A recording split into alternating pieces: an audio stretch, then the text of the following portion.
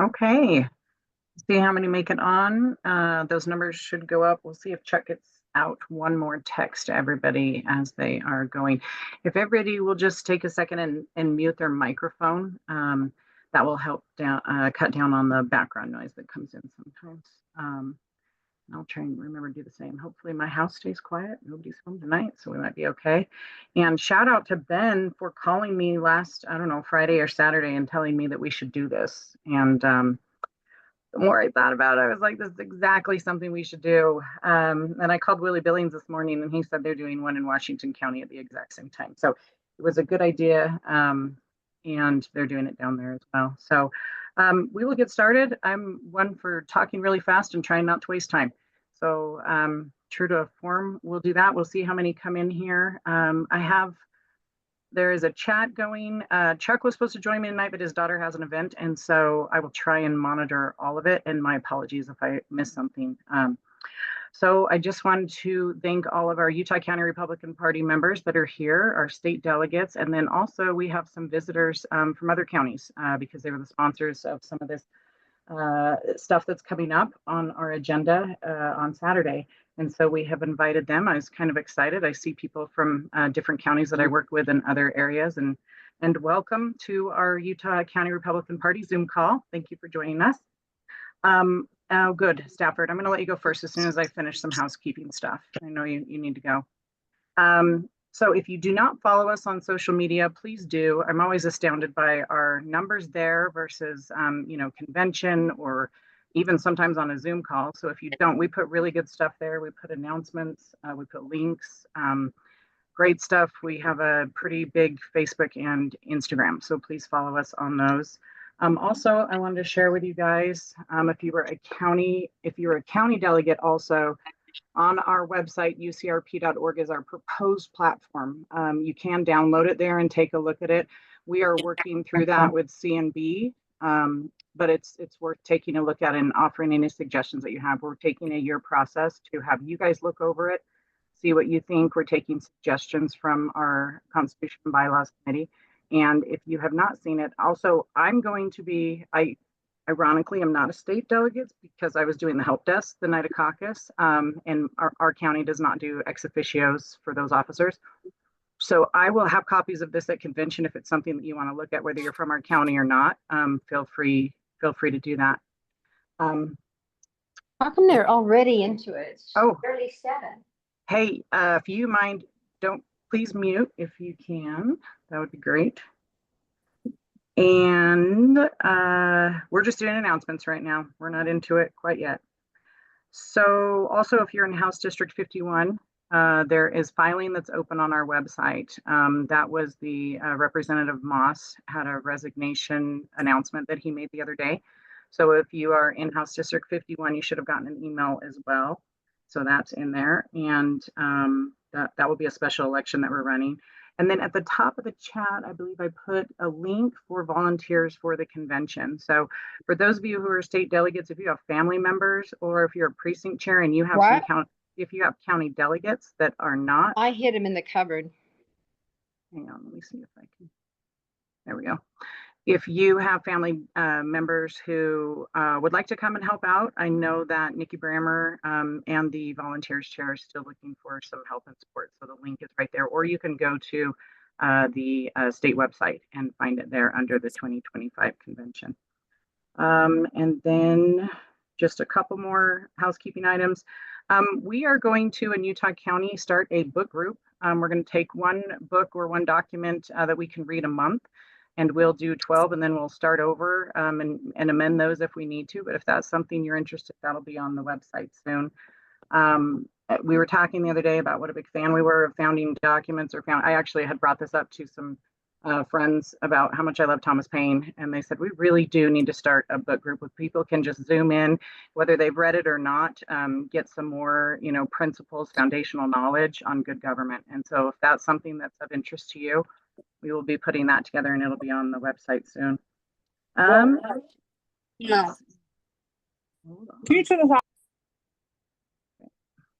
And if you're just joining us, if you don't mind hitting mute so we don't get interrupted, that'd be really helpful. Okay, I reminded myself to hit record, and then I just want to say we're going to go with a time limit. Obviously, if you guys have seen,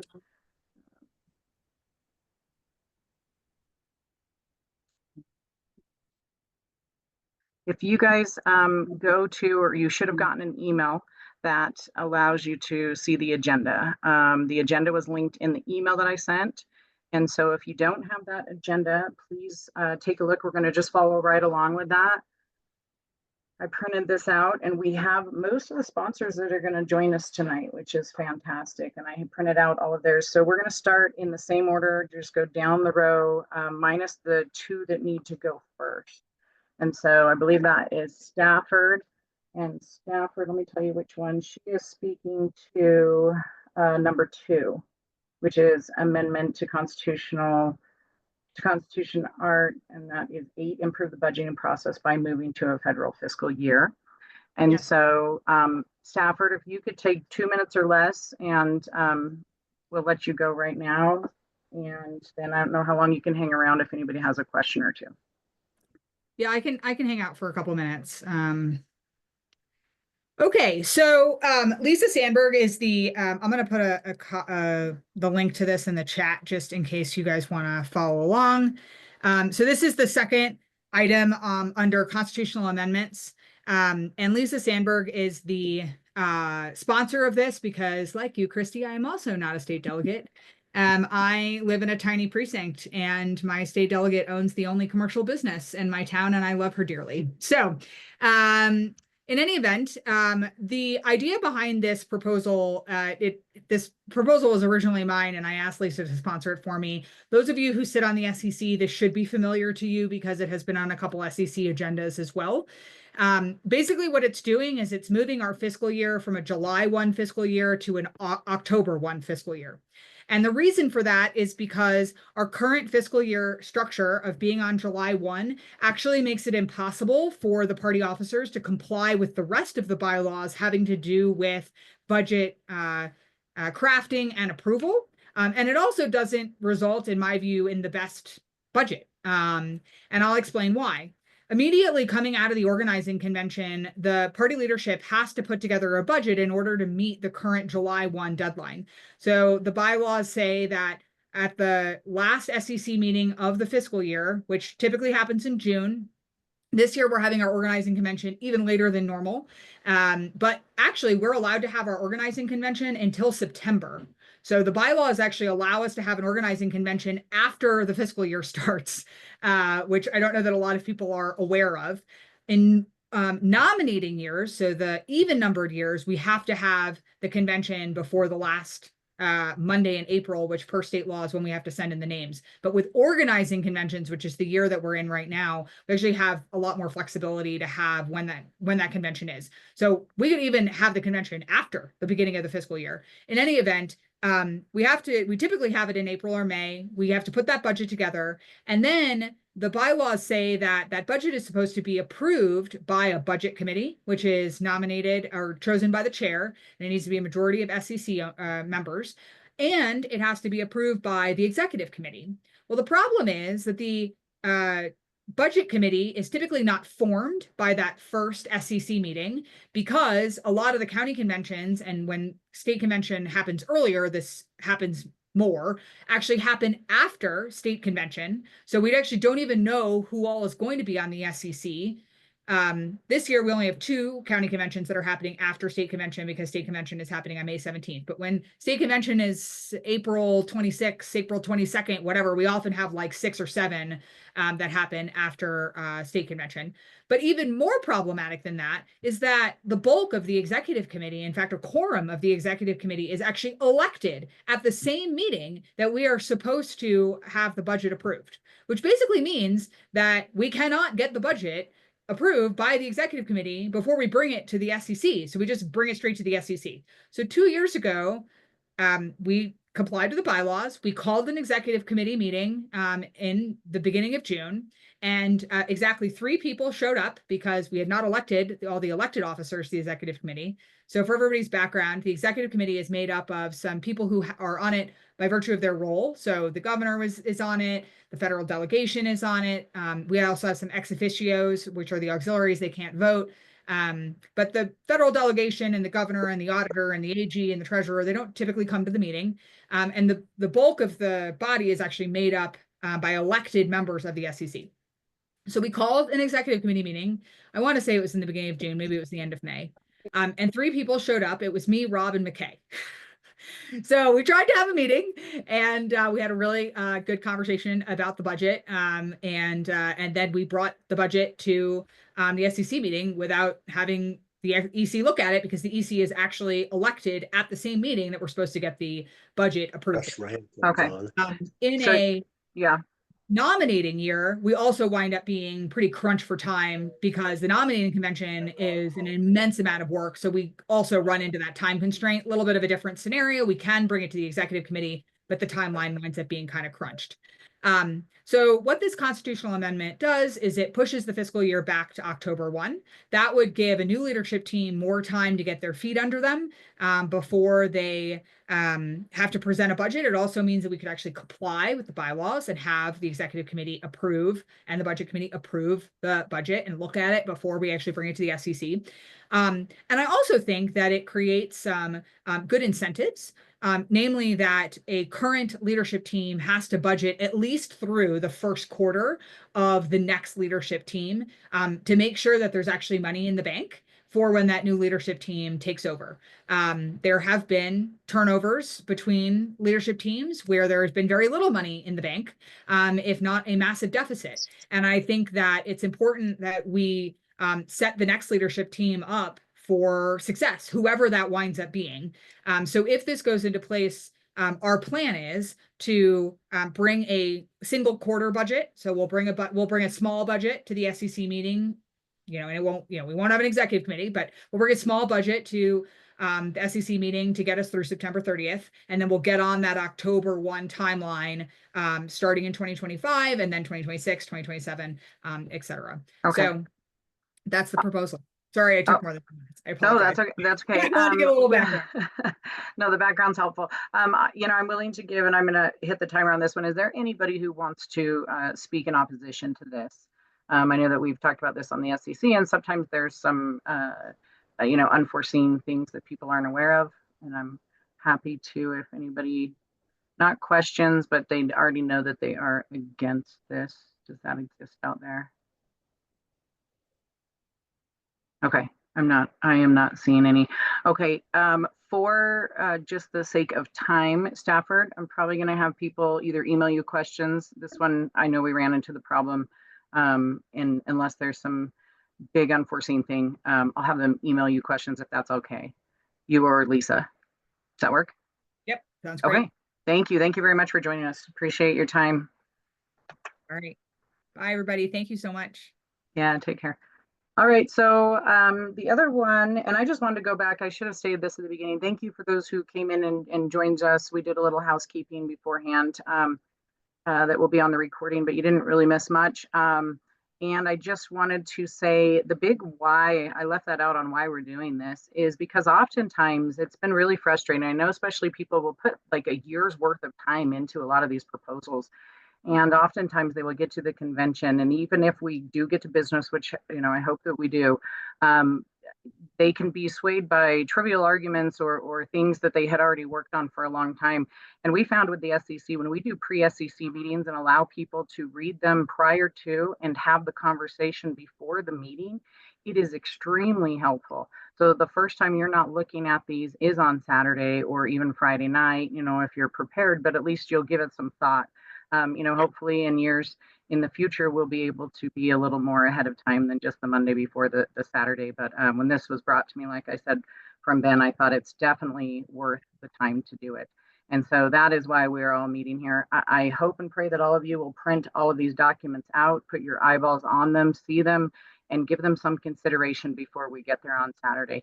The other part is that as far as when you go to a lot of these conventions, when the leadership knows that the body is really behind a lot of this, and a lot of these are very good, it puts pressure to get to the business. And so it's been fun when I would sit by people at conventions of the past and explain, if they were new delegates, and explain to them what was going on. There's a whole different world for those who know what's actually, who have a little, they're a little seasoned with it. And so my hope also by bringing you all together is that if you see some of these and you go, oh man, that is something that is really needed, that puts some energy behind it, and some will behind it as well. So for those who are wondering how we ended up here, this is why, because I think this stuff is really, really important. Is Matthew on? Matthew said he might need to go early as well, and I haven't seen him. So if he does not, then we will go back to the order. And I think the first one that we have is Bob McEntee. So Bob, if you want to, I'm going to put the timer back on for 2 minutes. If you can do it in 2 minutes or less, that would be wonderful. Okay, thanks, Christy. And I think this is a great thing you're doing. It's what you should do with your delegates.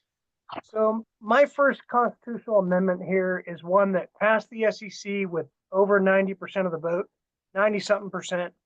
And the idea is it wants to just allow us to consider platform changes at any convention.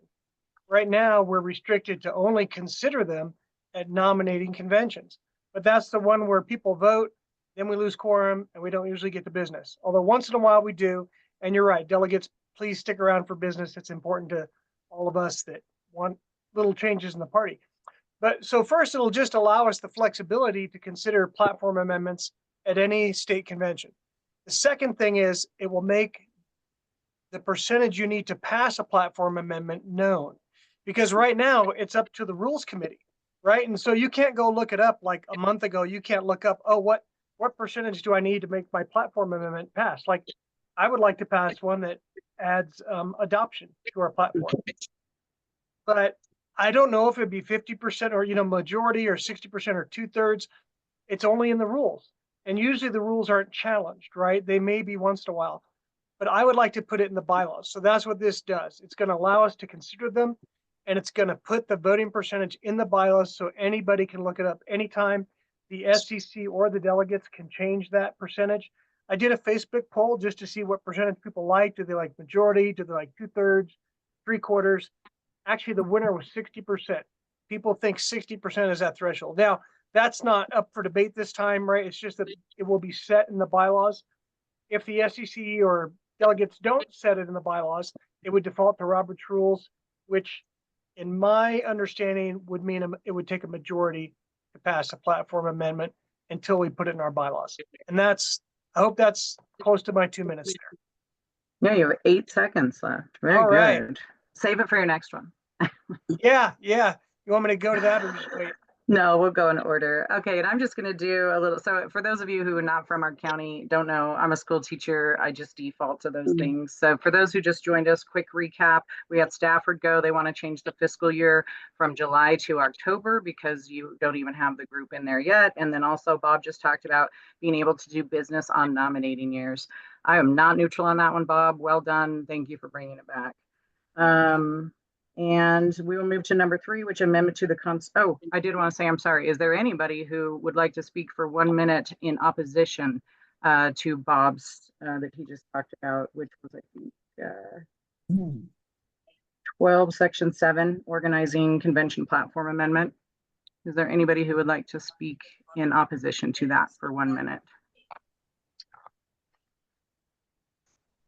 Support this amendment. Yes, there we go. Okay, so seeing none there, I am going to move. We went with number 2 already. That was Stafford, and she had to leave. And then number 3 is Aaron Bolin, and I've got to mute somebody. Hold on. How are you, Christy? You want me to get right into it? Yeah, so let me tell you, because I just saw you come on. You have 2 minutes, and then we'll see if anybody wants to speak in opposition, and if there's any serious questions, we'll take those. So if you want, let me just tell them what yours is about really quick. This is precinct definition, amendment to the Constitution, Article 7E, and your time starts. Yeah, so Really, you should be looking at proposal number 3 on precinct definition and proposal number 4 on state delegate allocation together. We will not be voting on them together. That was a parliamentarian decision, but they really are trying to accomplish the same thing. So the precinct definition says that the word precinct as used in the Constitution and bylaws will mean party precinct. And the party precinct is understood to be boundaries defined by the county party and may be based on existing government precinct boundaries. Now, I also give a definition of government precinct. A government precinct is a precinct with boundaries defined by a county government entity. And that's currently what we understand precinct to mean when we talk about what precinct you're in. Those are created by your county government. Those are not created by the party. And so regardless of if that negatively affects delegate allocation or ability to meet with those boundaries, the county party can't currently do anything to adjust that. And so I would like to give them that flexibility. If you go on to proposal number 4, state delegate allocation, it eliminates a sentence, and I'll talk about that a little bit, but it says a county party may combine adjacent government precincts in order to create a larger party precinct. And it says additional guidelines on combining precincts may be specified in the bylaws. So this could be in the state bylaws or in your county party bylaws. And before that, I'm eliminating a sentence that says that each county whose allocation of delegates is smaller than the number of precincts in the county shall have its allocation of delegates increased to equal the number of precincts. And the main issue that we have here is that delegates are allocated to the counties based on relative Republican strength, unless their county government or their county clerk has decided to draw smaller precincts. For some reason, we give them more state delegates than another county that has larger precincts. And so if you have a precinct that actually doesn't earn a state delegate based on its relative Republican strength, that one's getting a state delegate anyway. And the issue there is that another county, like the county I live in, Utah County, perhaps the county you live in, perhaps Cache County, those counties lose state delegates. So there's an unfair apportionment of state delegates based on if your county clerk randomly decides to draw your precinct smaller or larger. This becomes a problem because the county government is sometimes run by Democrats. And so we have Democrats deciding where our state delegates should be put in our party. And so this allows you to say, if I'm a party that has smaller precincts that have below 1 total state delegate based on relative Republican strength, I can have them meet with the next precinct over, and so that they actually earn 1 state delegate. And that way you don't have some counties losing delegates and some counties gaining delegates based on basically what I would consider a random standard. And that's the purpose of the bylaw. I'm sorry, the constitutional amendment. And if we don't pass this at convention, then the what I would consider unfair appropriation of state delegates to the counties will continue for the 2026 caucus. And if we fix this now, then everyone will be equal. Can I quote you on that? Everyone will be equal, Aaron Bullen said. According to relative Republican strength. Yeah. I'm just kidding. Okay, so I added 2 minutes onto that to combine those. Do you need any extra time on the 4th one? Well, I'm wondering if people have questions about them. I have a very long sponsor explanation on these proposals. They're very similar to each other, but they basically go over, issues that people would have and rebuttal statements to those potential issues. Yeah. One issue that I've heard is that it says that there can be restrictions defined in the bylaws. Those aren't currently defined, but we actually have time before the next caucus. You can define those restrictions through your own county party if for some reason you don't trust your elected county party chair, which I would hope that you trust your county party chair, but even if not, you can actually undo their decisions through a county central committee meeting or through a bylaw passed at the county level. And so I really don't think that there's many different ways that this can go haywire. I don't see county parties having 10 precincts meet together for absolutely no reason. That would be a nightmare. It would only be so that they can gain one state delegate fairly through relative Republican strength. Okay, there is a question in the chat. Yes, Ben did have combining. We did have to on some of these this last time. That's another this thing. would make is it already legal. happening. Yeah. It's something we already do that's technically not allowed. Yeah, I don't know a single chair that hasn't had to do this just to make things work. So there is one, there's a handful of them here. Can the boundaries be changed between caucuses, or do the changes, merges, splits happen at caucus? No, so those would be decided by the county leadership before caucus occurs. And so that people meeting for caucus would know, oh, if I'm Lehigh 312, I'm actually meeting with Lehigh 14 next to me. So that's the answer to that question. The county party can decide on those as they happen because believe it or not, but county government entities actually create new precincts. They can create them whenever they want. I have newly created precincts in my area where delegates haven't been, given to that precinct or elected in that precinct because we haven't had a caucus yet in that precinct. Okay. So the next question is not opposing, just asking. This means that a party members in precincts with no delegates get no representation. So how many people is that? So theoretically, if you had a precinct that did not earn a delegate, then yes, you would not have a delegate in that precinct. But the whole idea is that the county party would then say, I don't like that. I'm going to allow them to meet with the next precinct over, and now they earn a full state delegate, and so that they can meet together and have that state delegate to share between them. So how many would that be? Quite honestly, I think it's a few dozen. A few dozen wouldn't earn state delegates as of now. But with my proposal, they would then be able to rectify that issue if they're smart, which they should be.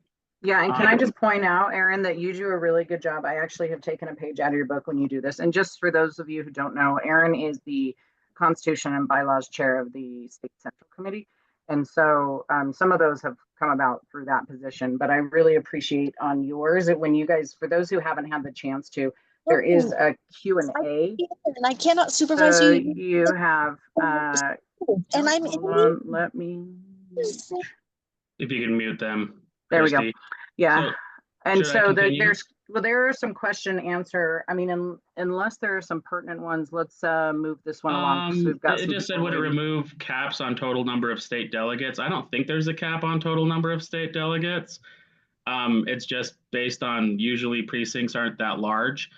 But you wouldn't actually want to make a precinct too large because then that would actually run into issues with meeting space in rooms and schools and that much. So we're assuming that your county party leadership is not dumb, and that if they are, that you are smart enough and have the initiative to actually address that in your next county central committee meeting.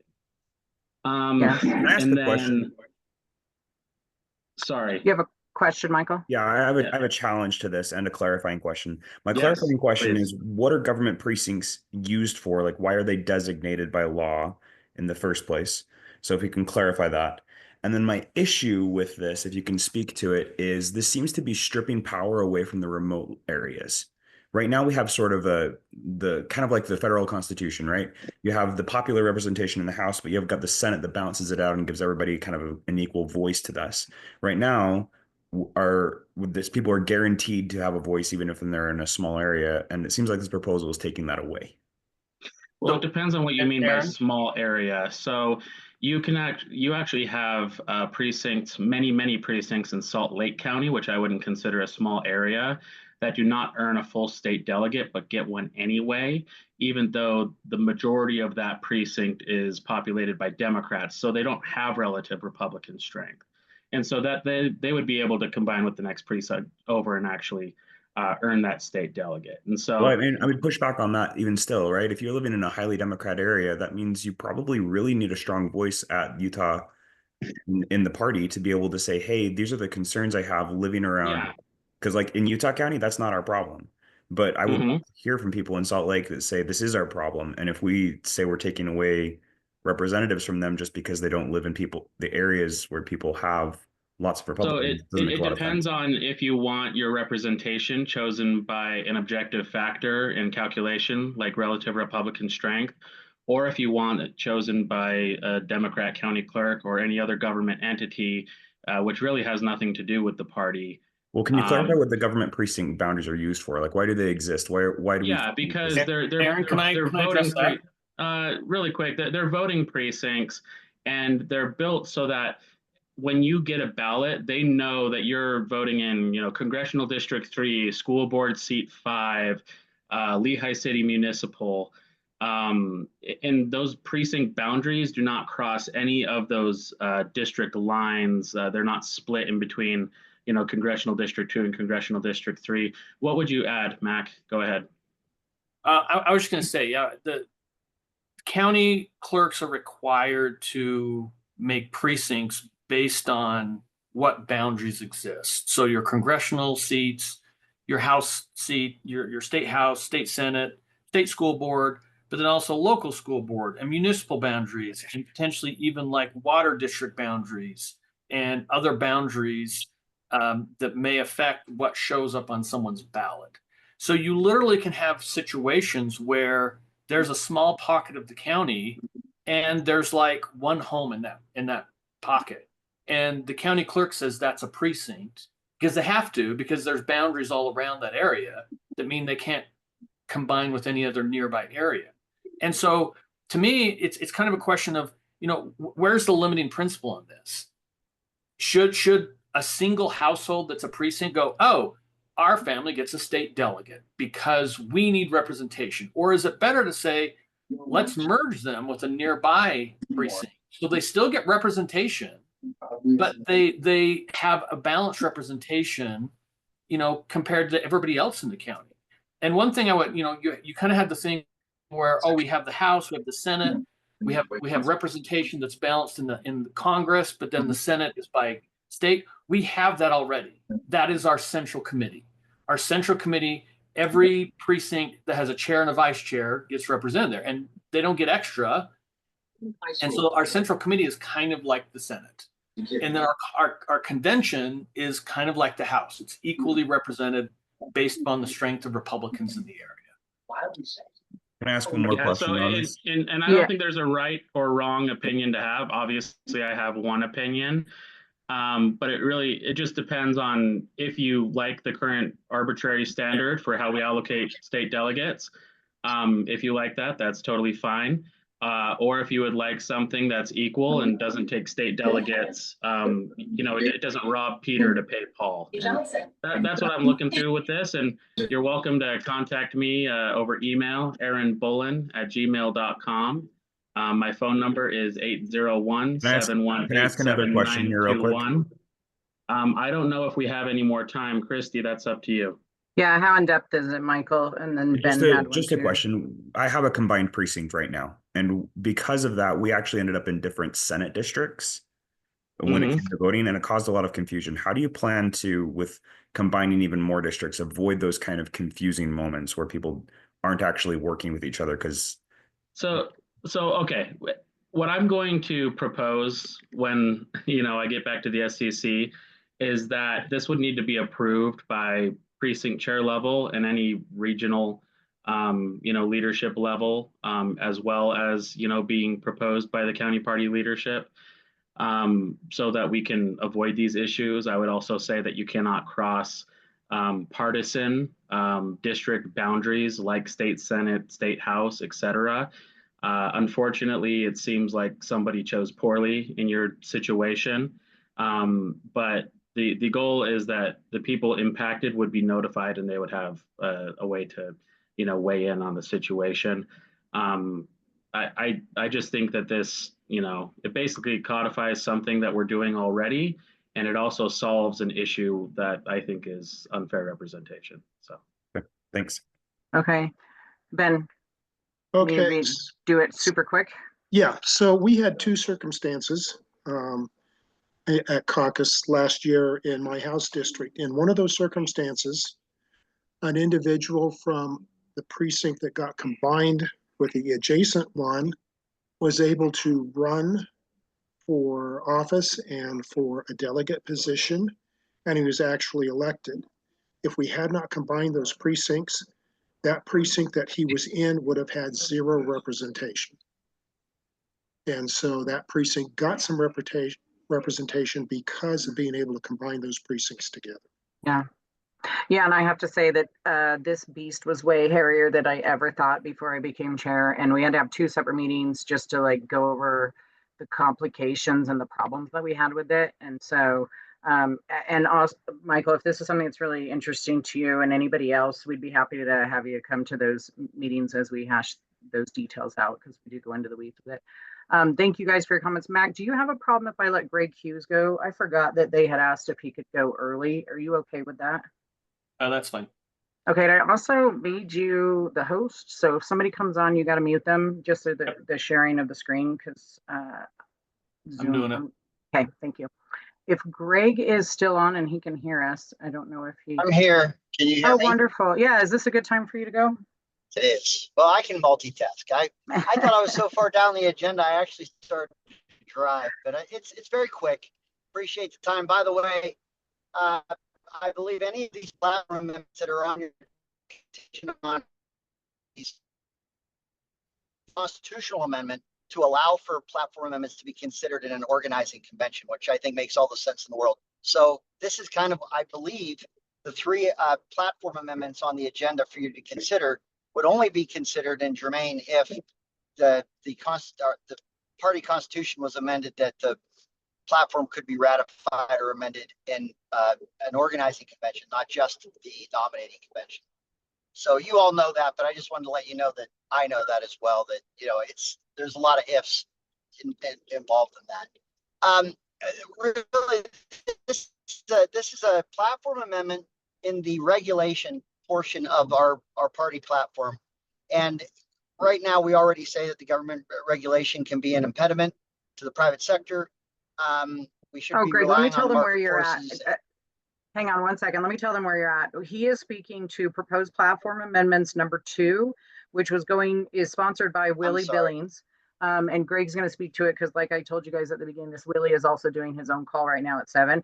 And the title of it is Role of Government in Broadband. So just to clarify. Anyway, sorry, Greg. Go ahead. I should have known. I'm sorry. I should have explained. Willie, I am not a state delegate. Willie Billings is the sponsor of this. He's asked me to fill in and just give you the details of this amendment. This was on the agenda during last year's nominating convention as well, but it's as you said. Sorry, I jumped into it so quickly. Anyway, the prescriptive or the amendment would include and around the part of the platform that's about regulation and its role, and that government regulation can be an impediment to the free market, and that we should rely on market forces and less on government. We include in that, we oppose government-owned and managed broadband networks. And the reason that is being proposed is that technology, obviously, whether it's the internet and broadband, and how we get our information today, looks very different than it did 10, 20 years ago even. And there are such great strides being made in how we communicate, how we get our information. And broadband is at the heart of all of that. And there is a movement, and it's usually in the most populated areas. And in Utah's case, it's in the most populated areas where there is already the existence of the free market, private sector. And you have municipalities that get involved and bond and borrow money for the broadband to be brought into their cities. The challenge with that is that because they are also regulators, it has a chilling effect on the private sector that's in those cities. And because they need people to be customers to pay for the bonds that their city took out, the debt they took out, they have to have a successful take-up rate. And so it makes it less likely that those cities would want to be more accommodating to other private sector companies that are looking to expand their service to the neighborhoods. And so there's a conflict there. And where you would think that in our underserved areas of Utah and unserved areas of Utah, in the rural areas, this is where there can be a partnership with government. I would still argue that it's a private, the government would want to contract with the private sector to get it done right, because they're the ones that know this space. But the irony is that those that look for cities to get involved in the construction of broadband and in the internet business only go to the places in Utah that have high populations and already have the service, because they're the cities that have enough tax base to actually make the loans to do this. So it's a role of government amendment to the platform. We think it's important to be specific about this because of how important the internet is to our lives and how we're communicating. I think if we see Elon Musk, why he bought Twitter, that research in an important way, and even his technology with Starlink and how you get the internet changing so quickly. Government, they're not. This isn't the business they ought to be in. There's higher, better uses for taxpayer dollars, and we think having that in the platform really puts I think, a strong emphasis on that as we go forward. I'm open to any questions. Thanks, Greg. I think Mac has his hand up. Mac, can you be quick? Yes. So I will speak the opposed on this. First of all, I think this is wholly inappropriate to be in the platform. It is way too specific, way too specific of an issue. Our platform, and being someone who serves on the state Constitution and Bylaws Committee, this is the kind of stuff we actually really kind of look for to go, is this in the right place? This is not in the right place.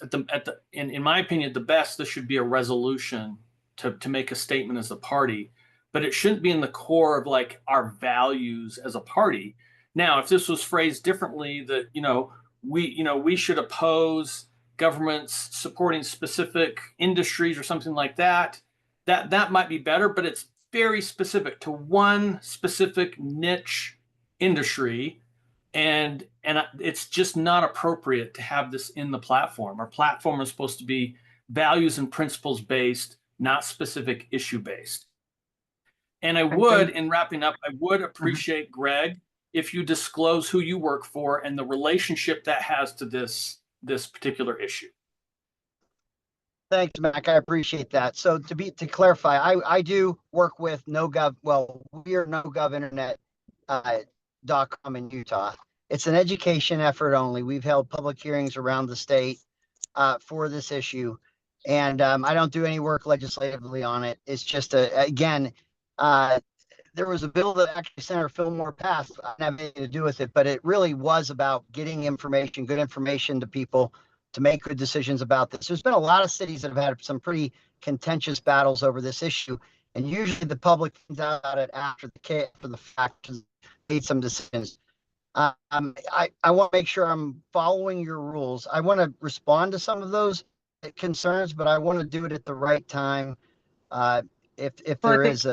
If I do have the chance to respond. I think the larger one is maybe the resolution versus the amendment one, which I can talk to, Willie Billings about. And just on my own, just for those who are listening, I went to a panel that Greg had on this and talked to some city council, and I think Mac was there as well. And it brought up some really great questions, and some of those are coming up. And this is something that I would like to do a podcast on, so that we can go into the pros and cons of this for those of you who are interested.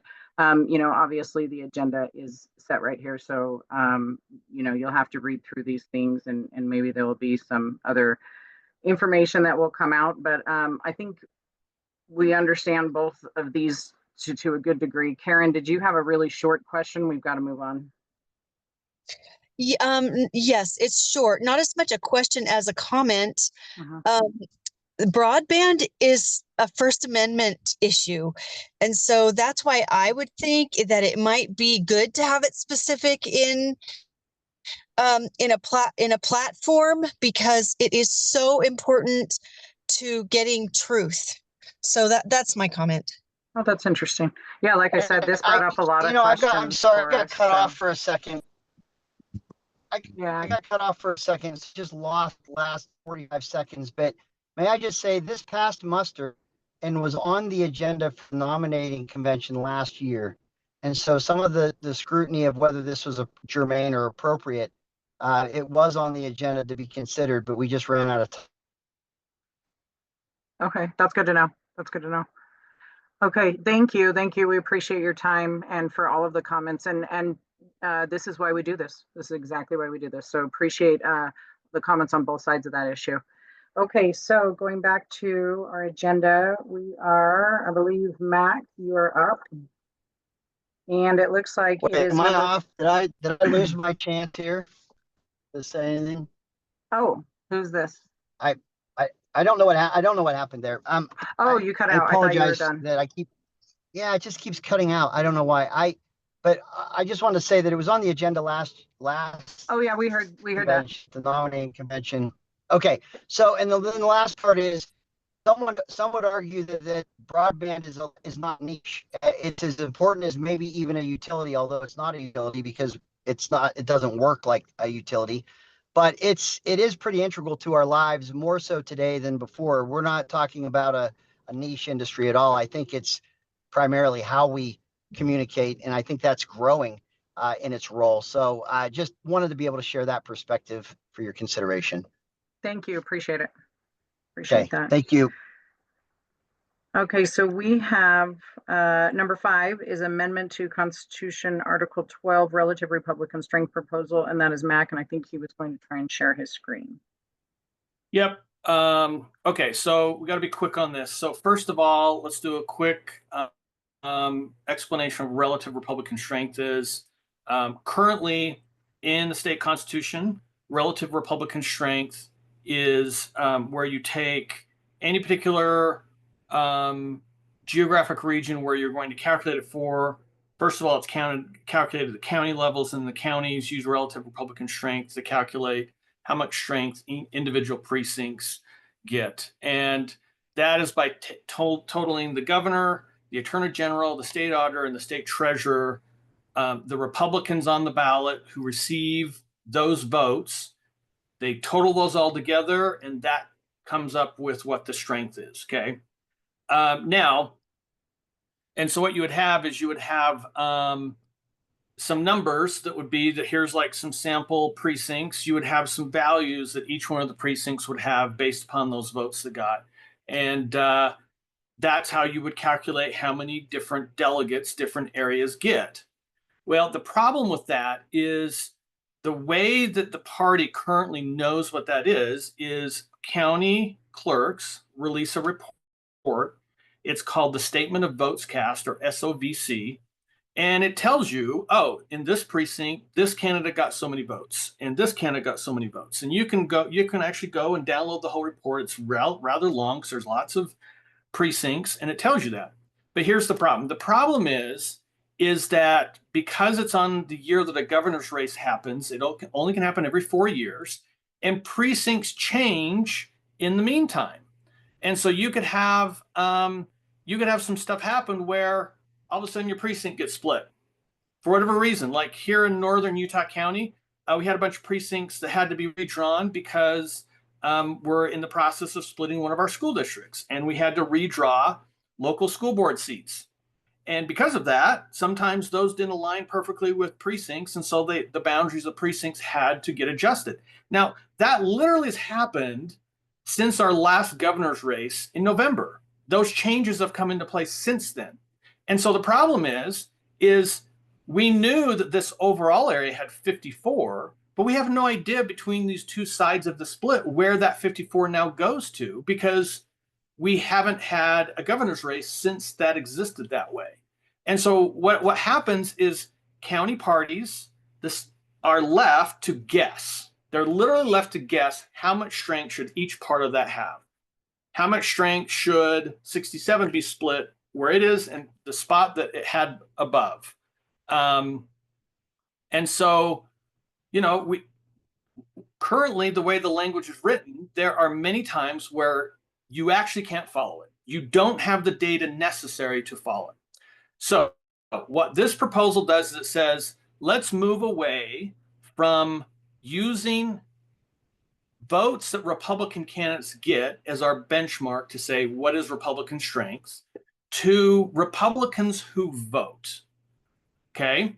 And so how would that work? Well, what you would do is we don't know in who voted for which candidates. That is constitutionally protected in our state constitution. You have a right to a private ballot. So we don't know who voted for who. What we do know is we know who voted, though. We don't know who they voted for, but we know who voted. So you could have a scenario like this where before they had this clustering of things, and we can say, here are all the people that voted that are Republicans. And then we split the districts like, okay, we still can count that because we know where all those people live and we still know that they voted. Plus, the proposal also says we're going to do that in partisan year elections, which happen every 2 years. So we can actually calculate this more often, which means areas like Saratoga Springs or Harriman or other places that have rapid growth, they can, and county clerks actually do this. They will actually split up precincts as the number of voters increase. We can still accurately and effectively calculate what relative Republican strength is, basing it on the Republicans who are voting instead of votes for Republican candidates. Now, there's some pros and cons to this a little bit. I'm just going to highlight a couple quick ones. On one hand, the current formula means that we are overcounting a whole bunch of unaffiliated and potentially other parties that happen to vote for Republicans. But the problem is that as delegates, as county party leaders, as state party leaders, we don't represent unaffiliated voters. They might vote for our candidates, but we don't represent them. We represent Republicans. And so it doesn't really align well with who are the people we actually represent. Okay. Now, on the flip side, though, you could say, oh, well, if you go this way, then maybe you're going to have some of those edge people in the party that I disagree with, that they're now going to be counted. And, you know, maybe they're voting for non-Republicans, but they're going to be counted in this new form. It's like, well, that's true. And that can happen on both ends. You can have someone who is voting at the far moderate left side of the party that might be voting for a Democrat or a Green Party candidate. And you could have someone at the far right end of the party who maybe they're voting for a libertarian or a constitutionalist, or they're voting for a write-in candidate. In this model, it doesn't matter who they vote for. It's just you're a Republican, you voted in the last partisan general election, you get counted for relative Republican strength. This actually makes it so we can follow our rules and we can always effectively calculate this. Okay, thank you. That's a good explanation, and thank you for sharing your screen. Do we have any opposition that would like a minute for a rebuttal on this? Yes. Okay, go ahead. You have 1 minute. Or quicker. The second issue that he pointed out, I have neighbors and know of a lot of people who register as Republican to be involved in politics, not because they align with the party.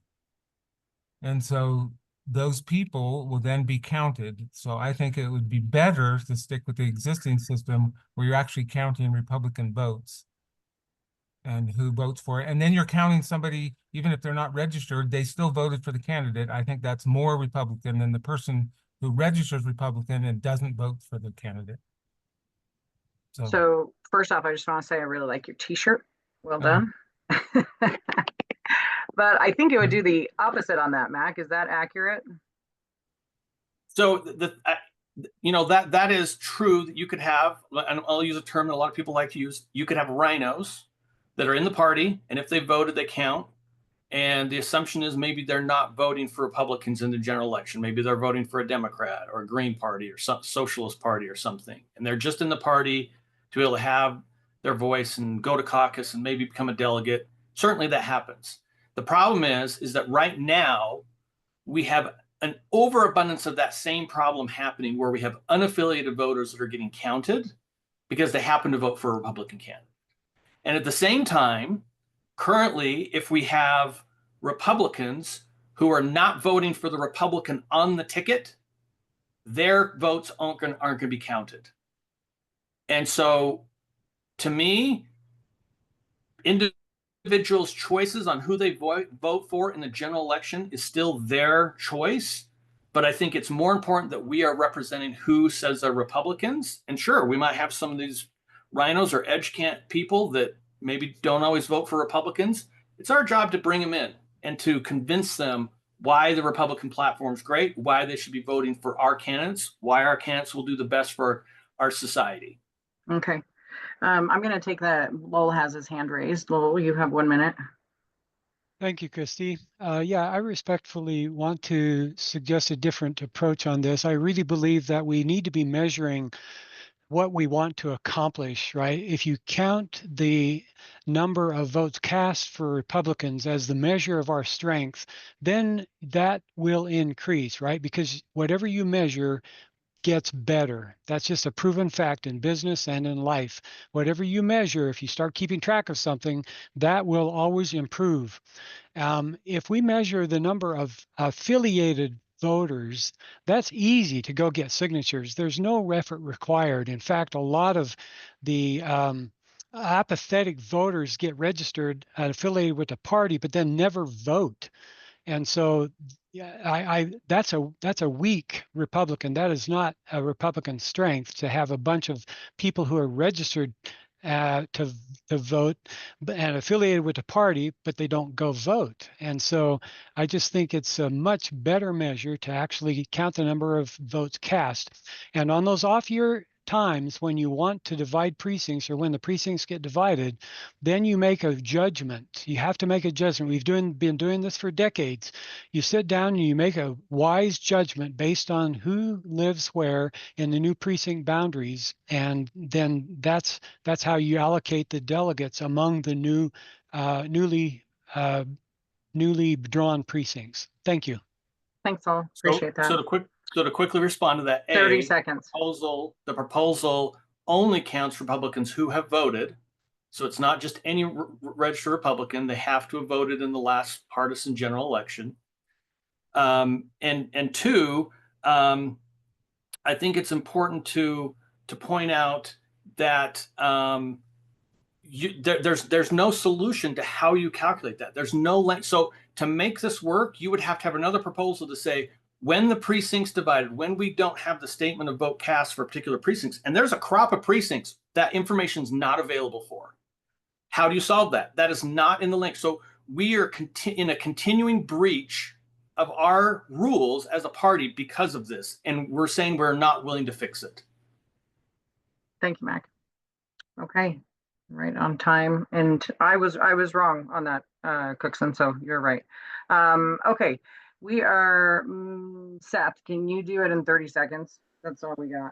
Yeah, I think Mary, don't have her last name here in the chat, Minucci, whatever, has a great point saying that the GOP convention nominee vote is really what would measure the thing we're trying to measure, which is apportionment for precincts in our caucus, right? So if we want to strengthen the caucus, that would be the best thing to measure. If we're not allowing ourselves to measure that, then maybe that's a problem. But I think that's a good observation, just tightening the loops there to say general election is a very different animal from the convention. And I think that's one of the reasons why we're having difficulty with this. Yeah, that's a good observation. Thank you. Okay, we are going to move on to our next, which is number 6, Aaron Bolin, Constitution Amendment to Article 1, require Republican voter registration to run for office. Aaron, you have 2 minutes and I'm sticking to it. All right, this one is easier. for me at least. It says that to be eligible to run for office as a Republican, you need to have been registered as a Republican Oh, you're frozen. for at least 1 year. Now that has already been that has already been passed into our bylaws at the state party level. So this is already in our bylaws. We are just copying this into the constitution of the party to make it more firm and rigid. This was at the recommendation of party leadership. In case there is a challenge to this provision, it will have more staying power if it's in the constitution, legally speaking. So, Okay. and I have a lot of question and answer about why we passed this into the bylaws in the first place. The core idea is that if you're going to run as a Republican, you should have a very minimum threshold of buy-in necessary, saying that you are actually a Republican in order to run as one in an election. Okay, thank you. Any counter to this that would like 1 minute? Okay, seeing none. Any questions that Aaron can answer? And he does have a really great Q&A. So if you haven't already looked at those and it's a question outside of those, he answers a lot of those in his. So, okay, great. We will move on to the next one. The question was, does this really belong in the Constitution? Oh, thank you. Doesn't the bylaws cut it? Well, we will enforce this provision on the party level already because it is in the bylaws.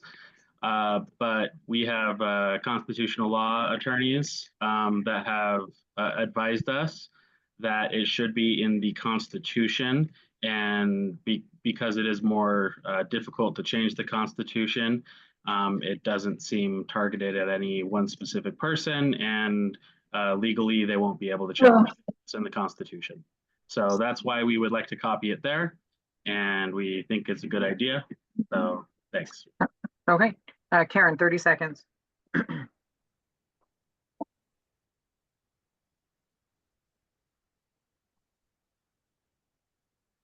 Oh, maybe she changed her mind.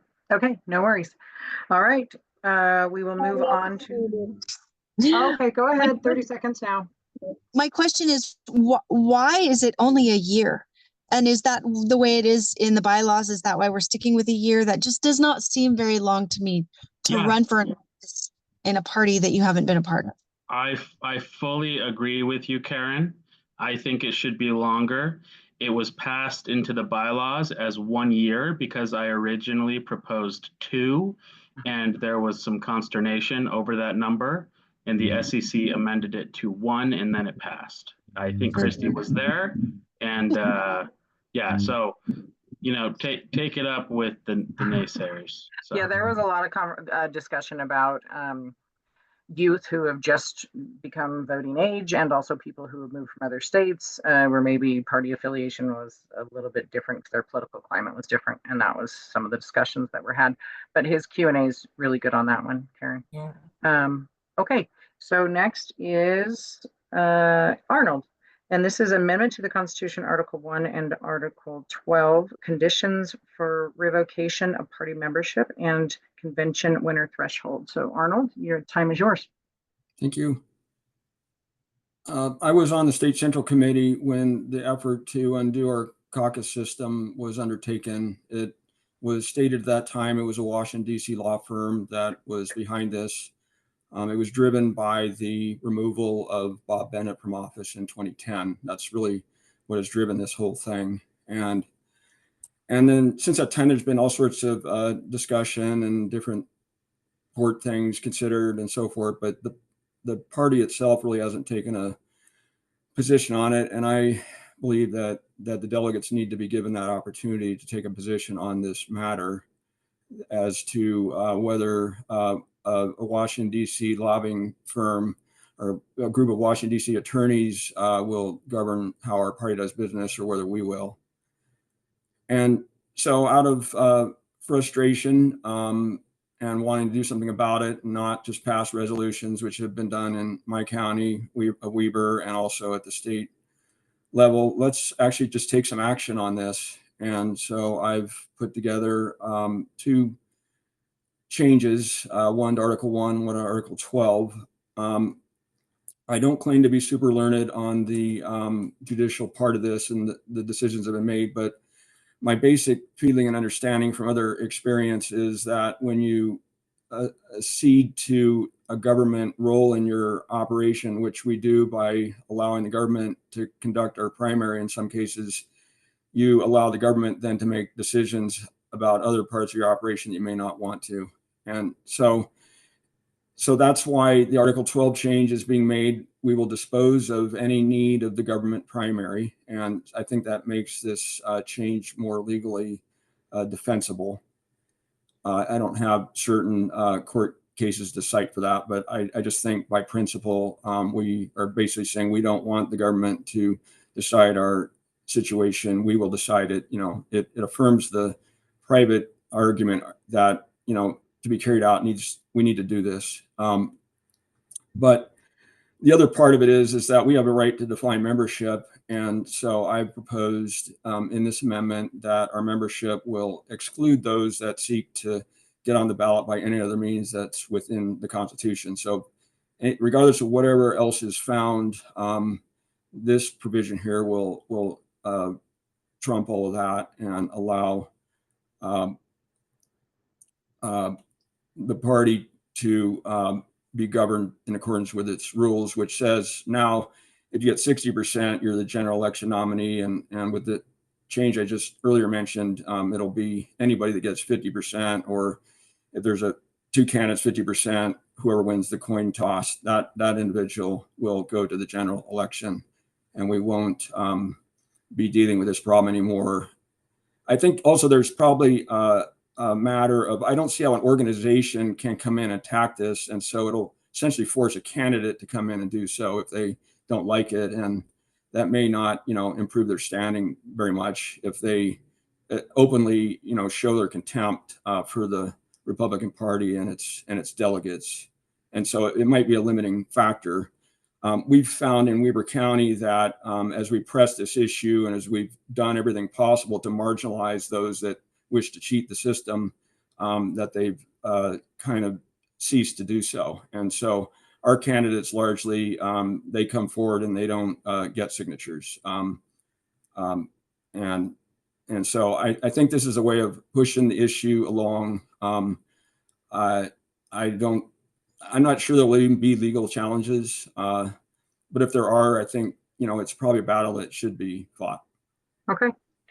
Thank you very much. I think that this is a discussion that a lot of us are familiar with. I would imagine that we are. So I see Mac's hand is raised and Michael's. If you guys could be very succinct with this, because I do think this has been something that's been belabored, and rightfully so. It's probably the most important thing facing our party, or one of them.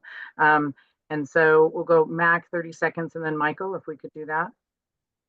So I want to say, as someone who has been fighting against SB 54 for 8 years and worked with Campy, but you're not taking it very well. Oh, sorry, Mac, you have that power.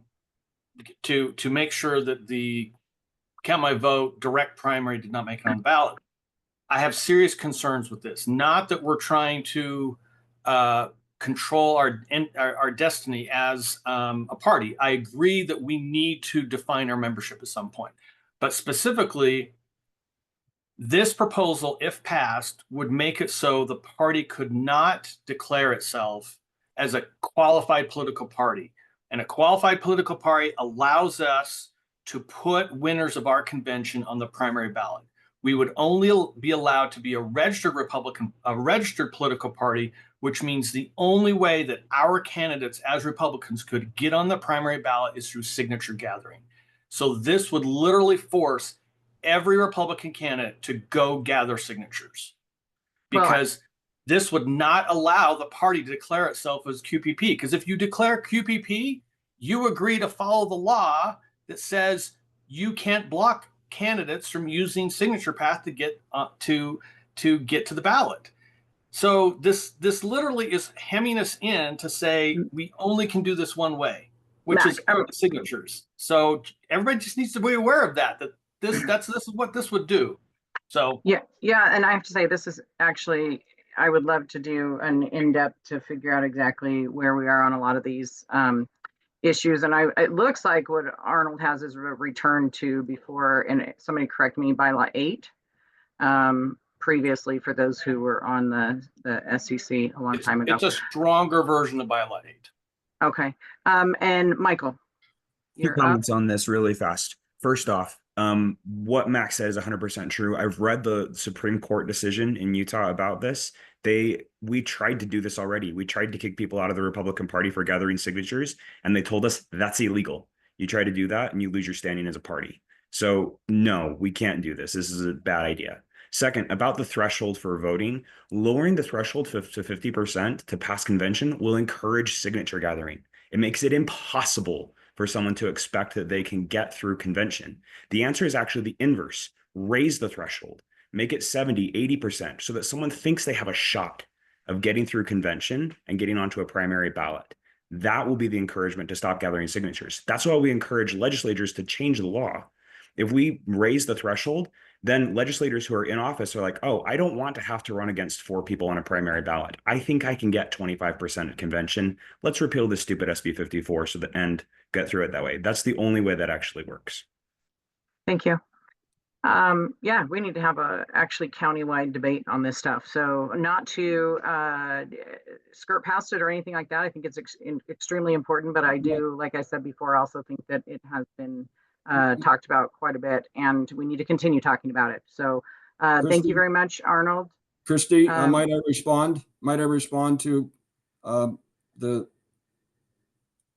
who is that? Arnold.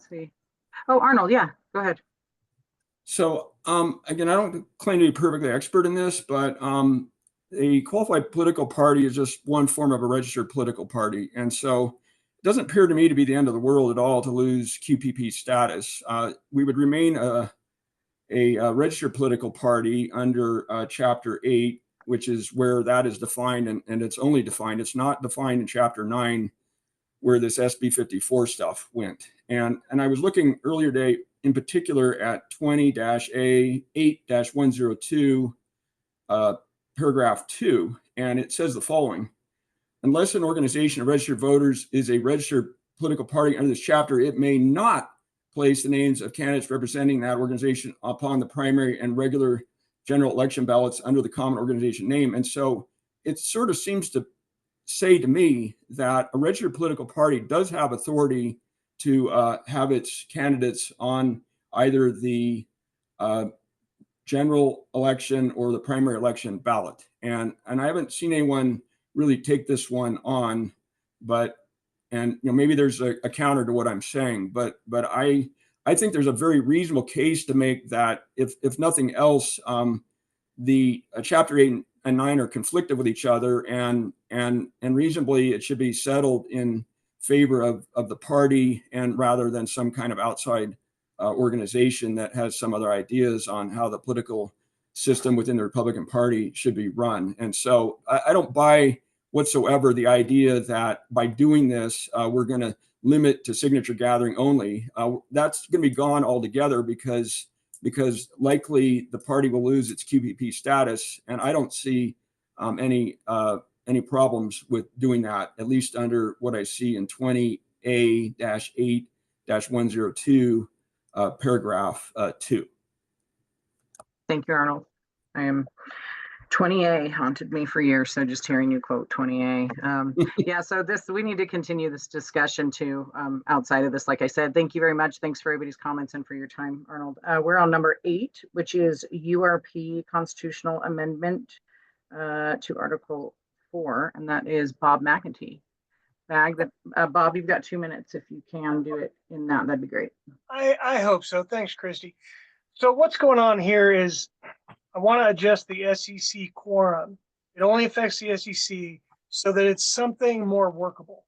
What's happening now, let me tell you, like our last meeting, we have a 4-hour time limit now that we can extend, and we often do vote to extend that. And actually, we had a bunch of piled up business. It was the last meeting of the SEC term. We had like 30-something items.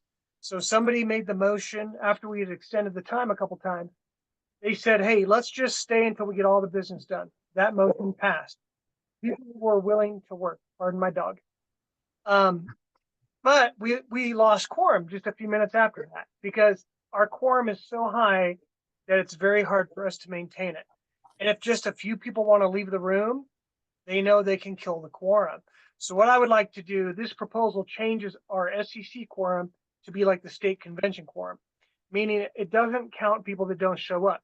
It only counts those who come to do business. So it's a majority of those who are credentialed. So I have an example on that little sheet I talked about before. I give an example. If 130 SEC members credential, which is a typical amount for a meeting lately, that means the quorum would be 66 members. If there was 140 members, you take half of that, then add one, so 70 plus 1 is 71. Our current quorum is 90 something, 91, 92. It kind of varies with how many vacancies we have, but it's just too high for us to keep at many meetings.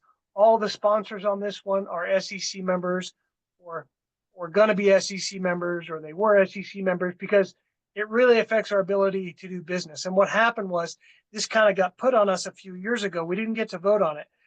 The then C&B committee just proposed this at convention, and I don't think the delegates knew that much about it or understood the implications.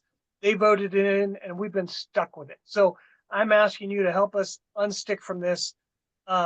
Just vote so we can have a more reasonable quorum and we can get business done. It's been really frustrating for members who show up to do work. Maybe they travel a long way, and then we lose quorum because maybe just a few people want to walk out the door, so that we do lose quorum and can't do business. There is a bylaw that accompanies this, and all it does is, I don't like it when we have duplicates, right? Because people think they can change the bylaw, that's going to change the quorum. So I wanted to just strike it from the bylaws and just keep it only in the Constitution. So that's my bylaw, is just striking the reference to the quorum. So maybe that kind of combines both of them. I think we really need this. That's why so many SEC members are for it. I'm ready for questions or whatever. Thank you, Bob. Is there anybody in opposition that would like to take a minute?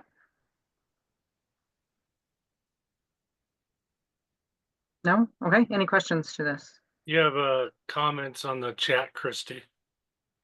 Yeah, and I don't, well, if they want to raise their hand, I can't see how to raise my hand. Oh, hi, Kristen. Well, that works. So do you want to take a second? Yes, I was there when this change was made. And the reason we made the change is that we typically had a very small percentage of, well, I won't say which side, but it wasn't my side, of people showing up. They wouldn't tell us about the meetings. They didn't advertise the meetings very well. And then they would come and they would pass new rules or resolutions or whatever with a really small minority of the body. And so we made it so that they were required to have at least, I think it was 100, I can't remember, for that very reason, that we were passing rules with a minority of the body there, and it wasn't, a lot of what was being passed was unfair. So I think we need to keep it high enough that we're actually representing our counties. Good, thanks for the update. So I have a question. Did they fix the notification issue? Because it sounds like one problem was put on top of another problem. Was the notification issue yes, fixed? Notification has been fixed. Okay. Yes, whenever Lisa Shepherd is the secretary, notification gets fixed. Well, I can tell you that I did put a floor on this, so it can't be like if 20 people show up, then 11 is the majority. So I put a floor of 50 members. The old quorum floor, if you go back to a long time ago, it was 40 members. And it was that way for a long time. And I think that's what Kristen's referring to, that it was kind of low. The problem is when they tried to fix it, they fixed it too high, in my opinion. So I'm kind of trying to get it back to the medium where we can maintain quorum. Now, there's other ways to stop a meeting, right? We can run out of time, we could finish the business, or somebody could move to adjourn, and then it's just a majority of those in attendance vote to adjourn. So there's ways around it, but I did put the 50-member floor as kind of a stopgap measure so that we cannot have tiny majorities. But we want everybody to show up, but we also want to be able to operate. What if there's fire, flood, plague, bad stuff going on, and we think we need to have a meeting, then maybe only 60 people show up, right? So I don't want a quorum to be so high that we can't meet it in time of need. But our average attendance has been over, between 120 and 140 lately. So it's pretty good, but we always have like about 50 people that just never show up, yet they're still counted in our quorum. And I think that's unfair to the people that show up to do business. Okay, any other questions? And I will say I was going to submit something similar, a little different flavor of this for next time. So I was happy to see something like this.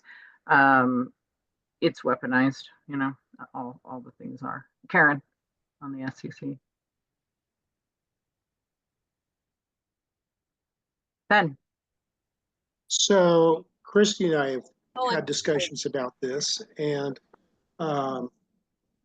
I like the direction it's going, but I would like to see the threshold just a little higher, perhaps at 60 members. And so that's the only comment I have.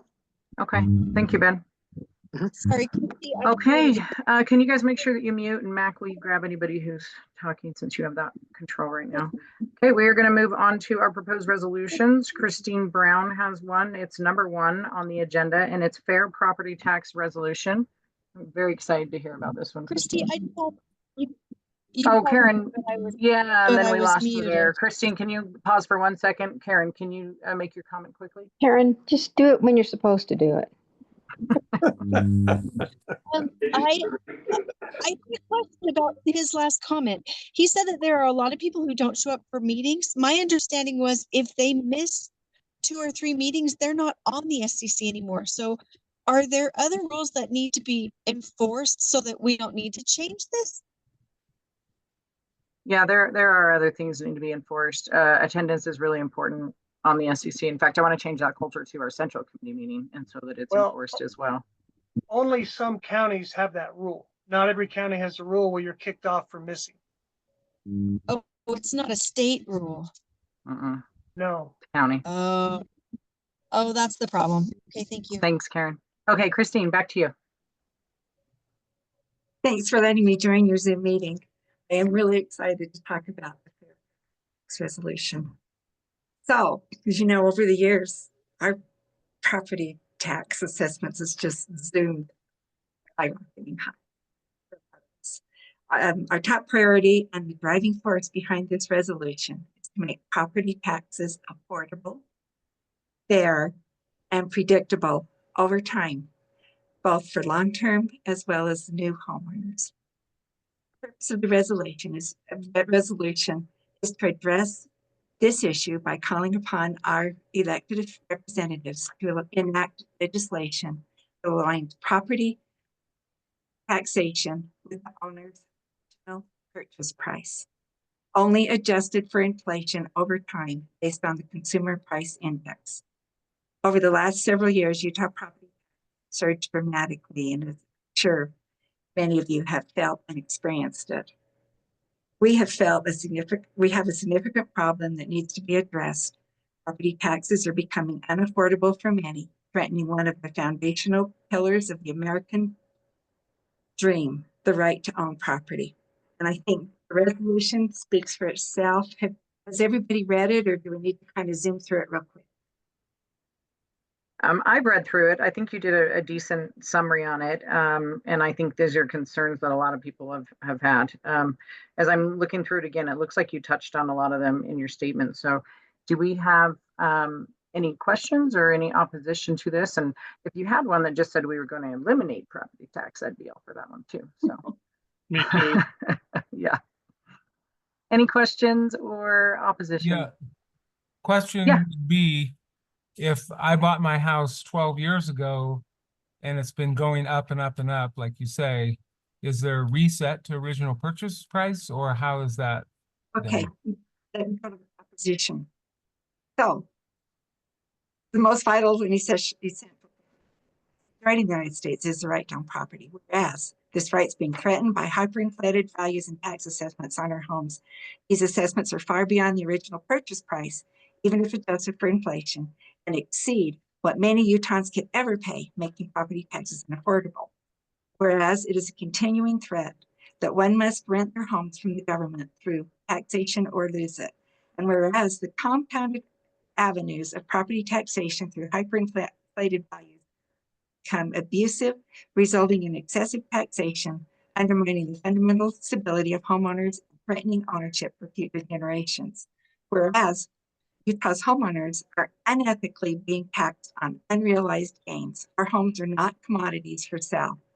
Whereas lack of legislation action may result in a radical state rate initiative. Now, it's resolved that the Utah State Republican Party calls upon our government to fairly assess our homes and property. Resolved, the Utah State Republican Party calls on our elected representatives to pursue legislative remedies that enact or support measures aligning property taxation with the owner's actual original purchase price adjusted CPI, which is the Consumer Price Index, as determined by the U.S. Bureau of Labor Statistics. Now, I did the math on these. I looked up the CPI over the last 50 years has been an average of 3.8% per year. So if you multiply that, I took a $49,500 house and multiplied it 1.83 50 no, but 1.038 50 times. So it's compounding the value as it goes. That $49,500 house over 50 years would become $307,804. Now, when you mentioned say 8 years or 10 years, if you had a 10-year home that was 400,000 over 10 years, the CPI for 10 years was 2.4%. So if you multiply that times 1.024, 10 times it goes from it takes 10 years to go from 400,000 to 495,176. And we felt doing this, slowly increasing according to inflation, keeps it fair for both the old timers and the new homeowners. And it gives you an idea. You can look up the CPI and see what it do for yourself in your own situation. Thank you, Christine. And I think with this being a resolution, what it can do is if this passes, we can use it to further the discussion, which I think needs to happen. And so thank you very, very much. Appreciate your time on that. Okay, we are going to move on to our next one. And nobody has any questions or comments? I don't think they have any more. Do we have any more? I think we're okay. All righty. Does that mean everyone agrees? If they're smart, they I think, Christine, we think you don't go far enough here, but yeah, no, I'm just kidding. Well done. Thank you very much. We appreciate it. Number 2 is resolution to direct federal and state officials to promote term limits and to condemn actions allowing a president to serve longer than 2 terms. And this is by Michael Jackman. Oh, I'm sorry. I actually think it's Matthew, and the state agenda is wrong. He texted me. Is he on here? Okay, I don't see him. So please, everyone, take a look at that and read it for yourself. We're going to move on to number 3, resolution to interpret Republican votes in relative Republican strength, and that is Lowell Nelson. So Lowell, if you are ready. Yes, I'm ready. Thank you, Christy, for having this session. This resolution does on a statewide level what the Central Committee of Utah County Republican Party did for the County of Utah. Basically, it allocates the delegate seats among the precincts according to relative Republican strength. When you define the portion of relative Republican strength that comes from the gubernatorial vote as combining the votes cast both for Spencer Cox and for Phil Lyman. It turns out that the 2024 election was what I call novel, basically a brand new situation where we had 2 Republicans running for office, the office of governor. And one of them was a convention winner. That was Phil Lyman, convention winner, clearly with 68%. And then you have the primary winner, Spencer Cox, and they were both on the general election ballot. And so there were, in the state of Utah, 20% roughly of the votes cast between those two candidates went to Phil Lyman, and roughly 80% went to Spencer Cox. In the county of Utah, and Utah County, there's 25% of the votes cast went to Phil Lyman and 75% went to Spencer Cox. Now, because relative Republican strength is a reward to those precincts whose voters cast votes for Republican candidates, it seems only fair to allocate the delegates among the, to all the counties and precincts according to relative Republican strength by combining the votes for Phil Lyman and for Spencer Cox when making that calculation. As it stands today, the allocation of delegates among counties is being done according to the votes cast for Spencer Cox, and that ignores the votes cast for Phil Lyman, who was nevertheless a Republican candidate. And if you look at the definition of relative Republican strength, it says to aggregate the total combined county Republican votes cast. So what is the Republican votes? What does that mean? And so this resolution seeks to define the meaning of Republican votes cast as, in this case, for this election only, this 4-year cycle, as a combination of the votes cast for Phil Lyman and also for Spencer Cox. Thank you.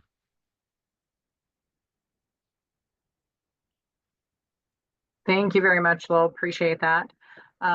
Yes, Michael, question? Yeah, just a fast question. I support this principle. I'm just curious if it leads towards a bad precedent of encouraging people to run write-in campaigns. I can foresee this, us embracing division as a party in general elections being a problem. And I just wondered if you could speak to that, Lowell. Is a great point, Michael. It certainly could, I suppose, but if you've ever run a write-in campaign, it's both expensive and very labor intensive, because you don't have the benefit of a party letter beside your name on the ballot. Plus, I set this to be effective only for this cycle. In other words, it's not a bylaw proposal. It's not a constitution proposal. It's only an interpretation of the relative Republican strength for this current cycle. It has nothing beyond that is contemplated by this resolution. So hopefully that would allay any fear you might have of encouraging write-in candidates. Thank you, Lowell. Okay, any other questions or opposition? Could I say something? Sure. Sorry, I'm just driving down the freeway, so I disagree. If there should be anybody ousted from that ballot, it should have been the one who won the convention should have been on it. Does that make sense? Yeah, for sure. And what they're just talking about the calculation of relative Republican strength after the fact, right, Lowell? Okay, yeah, I see that. But Cox shouldn't have even been on it. Is there any way we could get rid of that House Bill 254? Yeah, totally different subject. Okay, okay, I'll get off of this one for now. But appreciate the sentiment. Yeah. Okay, no, thank you, Pamela. Appreciate it. Thanks. Okay, any other? Seth. Yes, 30 seconds, Seth. Yeah, just quickly. I think it's the problem we're chasing down here is still that we're trying to estimate Republican strength using a proxy that isn't really Republican strength, right? So if we're apportioning delegate seats for the caucus, I think we need to use the caucus. So I guess maybe just a question: is there a reason why we don't do that instead? Say look at your precinct caucus attendance. Maybe cap the number of delegates to say it's got to be, the total number of people who show up to your precinct caucus divided by some number or something like that. That way it's actually a competitive position and so on. But why don't we just use the caucus as our measuring stick for this? Well, there are 4,000 state delegates that get allocated. That's a hard cap. And those 4,000 then get allocated according to the counties. Allocated among the 29 counties according to relative Republican strength. And then those counties allocate them among the precincts according to relative Republican strength for the precincts. So, caucus attendance could be a reasonable measure. Affiliated Republicans, as proposed by Aaron Bolin, could be a reasonable measure, but the current measure is relatively is a measure of votes cast, Republican votes cast. So this resolution doesn't contemplate the question you're asking. It simply says, let's make this interpretation for this election cycle. Thank you all. Yes, Elaine, 30 seconds. Could we, instead of using the general election, use the primary election for votes cast? Because I know at least in the general election, I really didn't like the Republican options in terms of like I didn't want to vote for Cox. I was also not really fond of the write-in candidacy option, and so I chose to vote for somebody who was not Republican at all. And I think that that election was just really weird and not really a good like mark of who we really are in terms of voters. But if we use the primary election and those who actually showed up for the primary election to vote, regardless of which Republican was voted for, that would maybe give a better indication. We lost your audio, Elaine. Yeah, I heard you for the most part. Elaine, that would be a different calculation, which you could work on with somebody if that was of interest to you. I think to take the outlier, we don't want to make the average against the outlier, but I agree with you on a lot of those points. Mac, 30 seconds. Thank you, Elaine. Yeah, so real quick, I wanted to quickly respond to Seth's question. I like kind of where he's going with it and thinking of other ways where we can effectively calculate relative Republican strength. The one challenge I see of doing caucus night is the fact that the people who are doing the counting are the ones that can benefit from the result of the counting. And so I could see that potentially being gamed where a particular precinct's like, oh yeah, we had 200 people show up, and it's like, no, there's no way 2 people, but they would report that because they want to get a lot of delegates. They want to get more representation. So they're going to puff up their number to make it so that they look like they've got lots of strength when, you know, unless there's an effective way to actually keeping them honest. So yeah, that would be my comment on that. But I think we should continue to talk about that. I agree. I absolutely agree. And then, Christy, just 20 seconds on the sure. If you just want to wrap up. Yeah, using the primary election as a gauge to measure Republican strength doesn't quite work because everybody who casts a vote in a primary would be classified as a Republican vote. So you can't really calculate the strength that way. Thanks. Okay, thank you all. Appreciate it. Okay, I just wanted to make sure that on the previous one, I read the title correctly, and it's actually really good. I was reading through it, and this is the resolution to direct federal and state officials to promote term limits and to condemn actions allowing a president to serve longer than 2 terms. I highly recommend you guys print that off and read it. There's some really good stuff in there. And I think I had said something wrong there. That's why I wanted to repeat it. Okay, so then we are to the proposed bylaw amendments, and we are at number 1 of that one, which is the State Central Committee Quorum. Bob McEntee, I think you did touch on this, so if you could do the rest of this one real quick, that'd be great, Bob. I did. I will do it quick. I put it in there because it has to be paired. If the constitutional amendment passes, we don't want a conflict in the bylaws. I mean, if there was a conflict, the Constitution takes precedent, but I would not want it to be confusing. But I think it's also okay as a standalone, right? Because it's a redundant reference to a quorum. Our Constitution takes precedence over the bylaws and our special rules and Robert's rules. So if we change the Constitution, or even if we don't, we can get rid of this other reference. So I just want to stop confusion, and that's that. Yeah, okay, so there's a process clarification. That's why they go together, but it could stand alone. All right, thank you. We've kind of already gone through this one, but if somebody has a burning question, let me know right now. And if not, we will move on. We are going to make it through this. I'm so excited. Okay, so number 2 on this is the State Central Committee eligibility, and that is Neil Sebring, if he is on. I saw him earlier. Oh, there you are, Neil. Yes. You want to go ahead and take 2 minutes, and Mac, will you mute whoever's talking there? Yeah, I just sorry,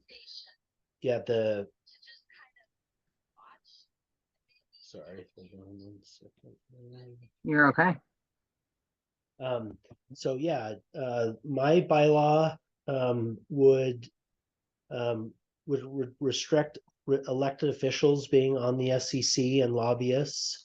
And the main reason that we want to do that is because there is a conflict of interest. One of those conflicts is that elected officials they're beholden to their constituents, which even if they're a Republican mayor or a Republican office holder, they still have Democrat and independent constituents that they are beholden to. And at the same time, as an elected official, you are elected to facilitate that role, that office. And we don't want that to carry over into shaping the party from the inside.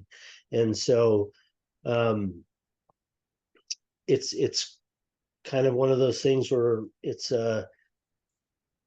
amassing too much power, and we want to be able to have the ability to have more, grassroots Republicans have the ability to fill those seats. Right now, the party constitution already allots multiple seats on the SEC to elected officials. That includes the governor, lieutenant governor, the attorney general, and by just preventing more elected officials from getting on the SEC, it'll allow more seats available to grassroots Republicans.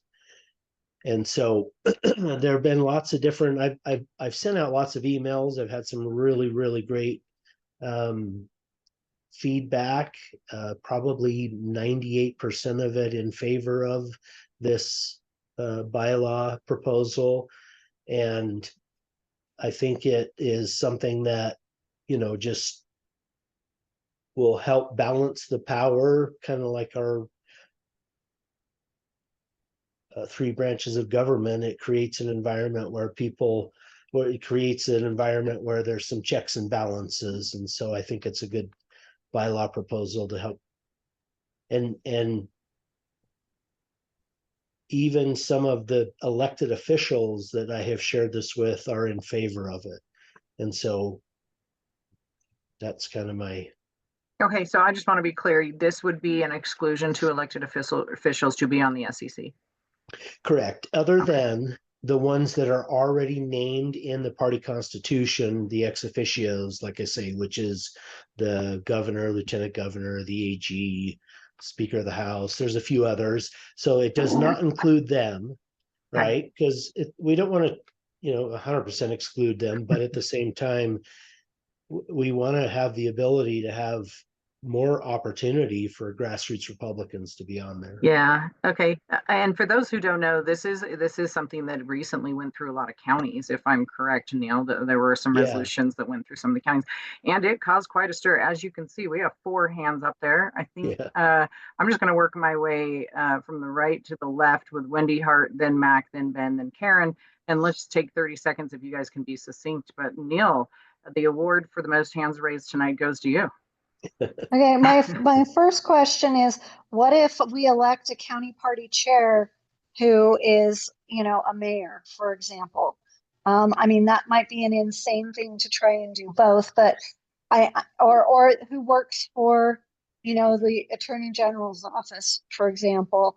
I'm just wondering, is there a workaround for that? And I do have concerns with do have concerns with the inclusion of employees as well.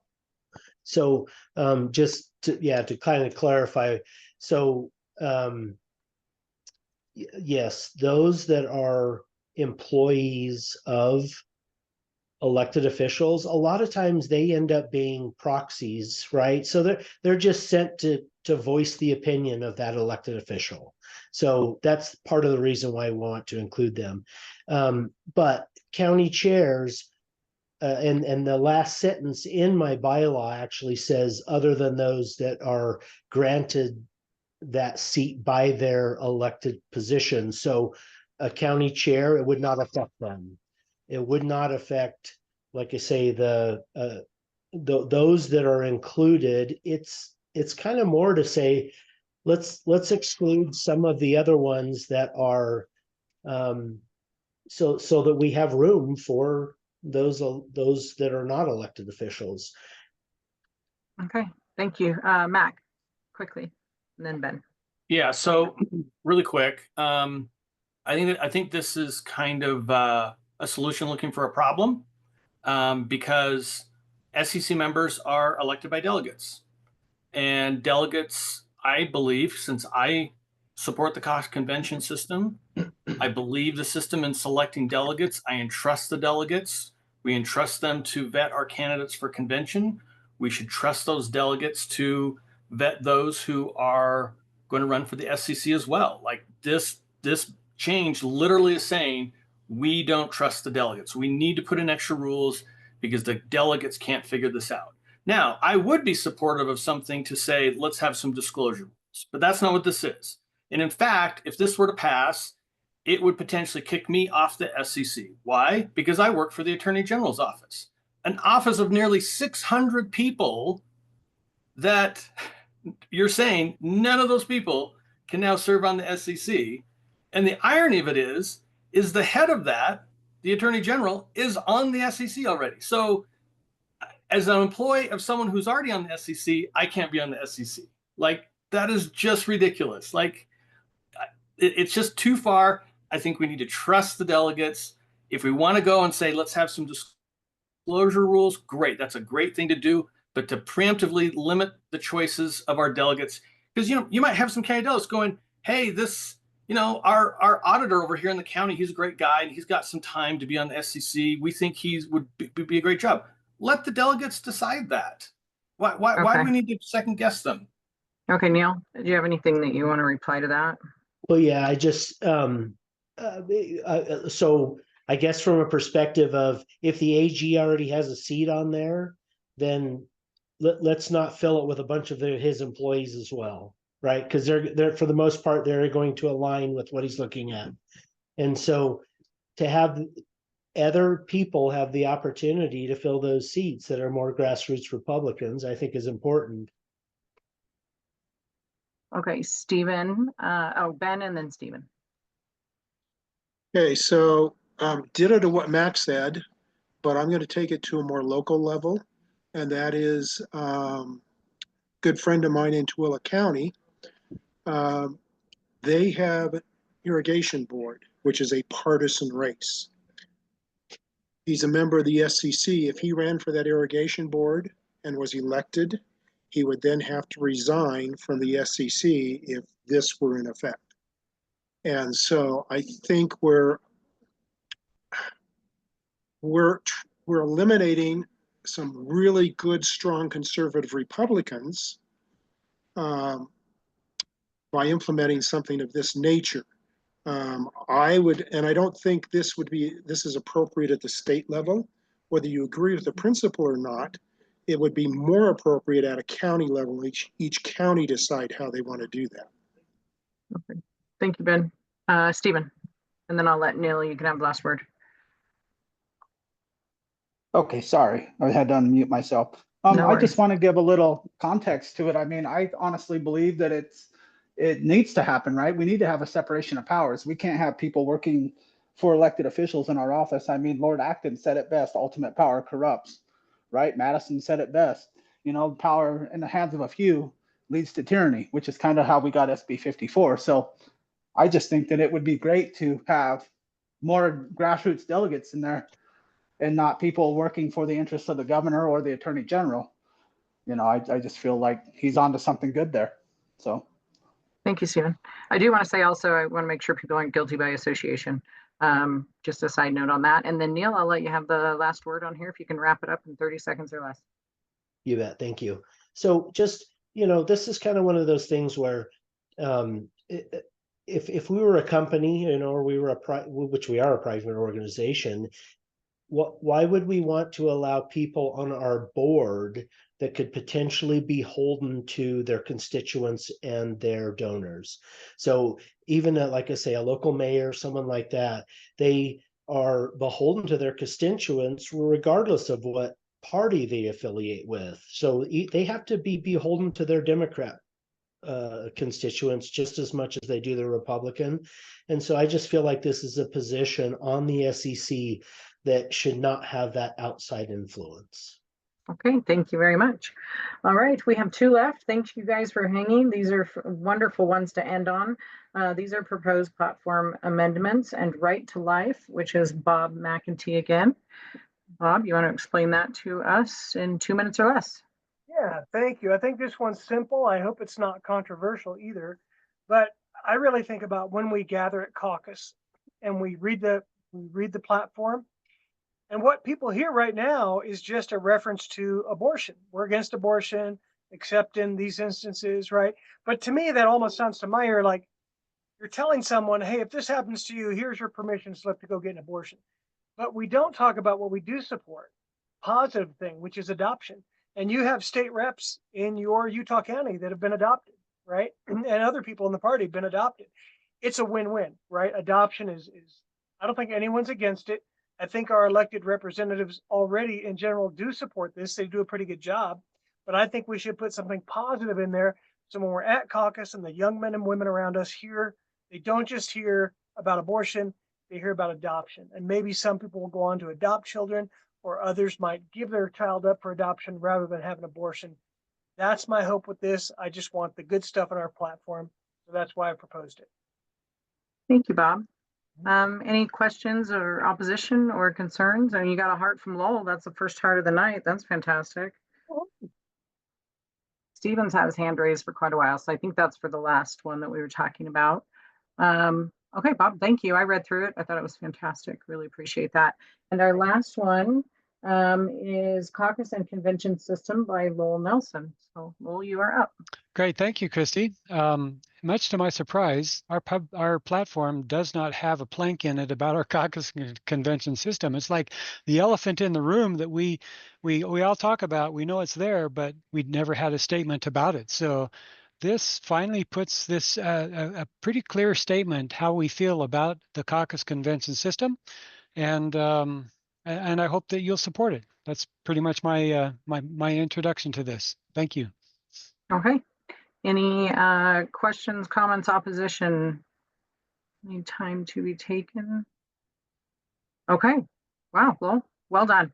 Okay. Thank you, everybody, very much for hanging. Just want to quickly tell all of our presenters thank you. They did this at the last minute and were willing to talk. For those of you who showed up, I really appreciate it. And just an apology caveat. This is the first time we've done it. And I also lost Chuck to, I think, his kid play tonight. So I was kind of flying solo. So my apologies if there was any offense or if any of the time was unfair. I really did try and make that fair. If you guys have questions or concerns, please reach out. And then I just want to say that this has been a goal of our leadership team to level up the conversation. And so as some of these get complicated and we go into the weeds a little bit, that is just what is required on some of this stuff. And so if some of these subjects piqued your interest, please stay involved with them and offer solutions, because that's what we need. And we will see you guys Saturday morning at the convention. I believe the majority of you. Mac, do you have any last minute? I know they need to bring identification. He is the credentials chair. Is there anything you need to tell us on that front? Please make sure you bring photo government ID. You won't be able to be credentialed without it. Okay. We like election integrity in our party, and that's part of election integrity is bringing your ID to prove who you are before you get credentialed. Wonderful. Thank you. And then we are going to try and sit together. So no forcing. We believe in freedom, but it would be nice if Utah County could sit by each other. And then we can have some of these more side conversations as things happen throughout the day. So thank you very much for your guys' time. And thanks, Christy. We will see you Saturday. Thanks. All right. See you, Take everybody. care. Have a good night. Bye.